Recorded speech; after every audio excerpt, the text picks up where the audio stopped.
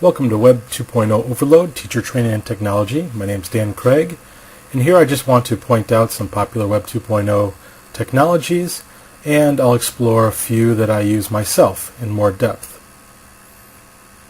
Blogging is a popular way to get your ideas out there and to get some feedback on them. EduBlogs is a popular site, as is WordPress.com, and of course Blogger. I use Blogger for the IU Call blog. As you can see, there's plenty of room here for your ideas on the left, and on the right I put a bunch of little widgets. Meeble lets me get messages on my messenger services. Delicious, here you can see all my bookmarks from Delicious, or at least a representation of them. I've got a map in there, and also my Chingo lets people leave voice messages. Now, I've tested out a couple of polls here. Here's one on what do you think call is. Of course, I've only got a few responses on that. Go ahead and leave some more if you'd like. You really do have the ability to be creative here and add just about anything you want to these blogs. Podcasts are a great way to give students the ability to practice listening as well as speaking if they do their own. ESL Pod has free listening and paid learning materials. And Breaking News English has free listening and instructional materials. But one of my favorites is Grammar Girl, quick and dirty tips for better writing. You can play, download, or subscribe to the podcast. If you hit play, it will play in the window itself. And she also provides reading materials, which are the transcript for the podcast itself. Wikis are a fantastic way for people to collaborate online on a single document, and in most cases they can even do it at the same time. Not to mention that these can be used to create websites for your class or student projects. WebPaint is a great news service, as is Zoho Wiki. And Wikispaces is probably the most popular with educators. Here's my Wikispaces site that links to the Call Class Wiki. Take a look around here and click on the link. Now this just describes what this wiki is for and what they should be doing with it, as well as provides various links that they might need during the class. And of course I updated these, as did the students themselves. This worked out very well for a page that we kept where students would collect web resources. And so they would go out, find a web page that they thought they could use with their classes, or that was instructional in nature, and they brought it back here and wrote about it. These became a great resource for the students. Photo sharing is one of my favorite things to do online, and there are many services for it.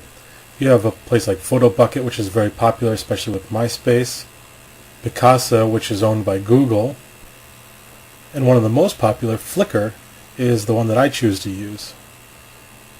Flickr has a very easy interface to use. It's just very simple. You go to your upload photos, you can view your photos, and you can even view everyone's photos, at least those who have uploaded in the last couple seconds. Flickr offers plenty of ways to share your photos and to organize your photos, and that's why it's preferred by most people out there in the Web 2.0 land. With affordable traditional video cameras and video cameras coming in cell phones, you're seeing more and more video sharing. And of course that's witnessed by some of the powerful ones like Google Video, and like TeacherTube for teachers, and of course the one everyone knows, YouTube. YouTube has a lot of great features out there and a lot of great materials if you can get access to them, though many schools do block this resource. Here's an example of one of my tutorials on using the reviewing features in Microsoft Word. It's very easy to upload these and to distribute them to, well, everyone. The web has been abuzz with social networking for a few years at least, and we shouldn't underestimate the value of this in education. From Korean darling Cyworld, to the old darling MySpace, to the newest darling Facebook. These can be used for many purposes. Here's my profile. As you can see, there's lots of bits and pieces in here, and it looks pretty much just like junk. But the fact is that this can be used to keep in touch with other people and to collaborate. Now they have discussion forums, they have photo sharing, video sharing. You can put widgets in here from just about anything you want to do. There are services to meet other language learners. There are services for your favorite sports teams. Go Bears. There are daily reminders of my Spanish word of the day. There's even a wiki that I've put in here that can be used. So, these platforms can be used for just about anything these days, and your imagination only serves as its only boundary. There are even specialized social networks just for languages. One is italki, and one that I use is Society.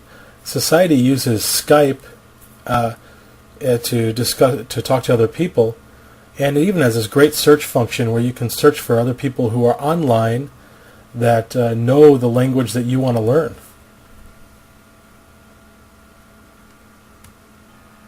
So how do you remember all these wonderful sites and places?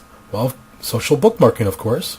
There's Digo, or Digo, don't really know how to pronounce it, Stumbled Upon, and my favorite, Delicious. Delicious is an easy interface.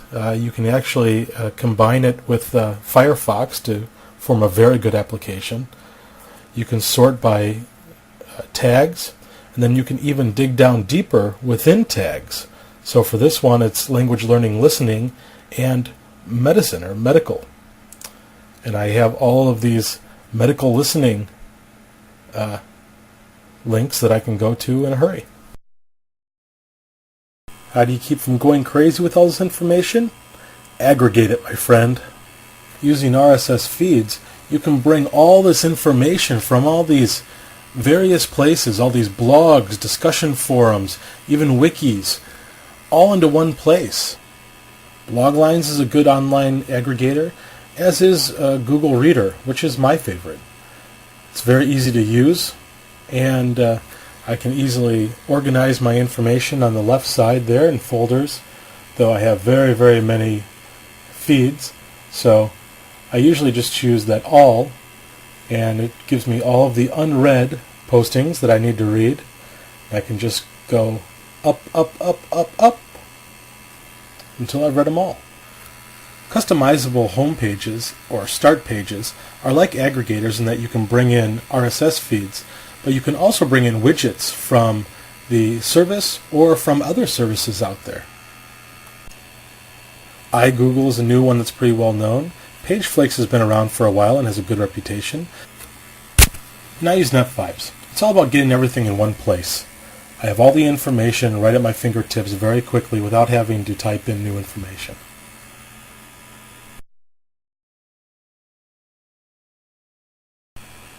That's it for this presentation, but if you still want some more Web 2.0, go to Web 2.0.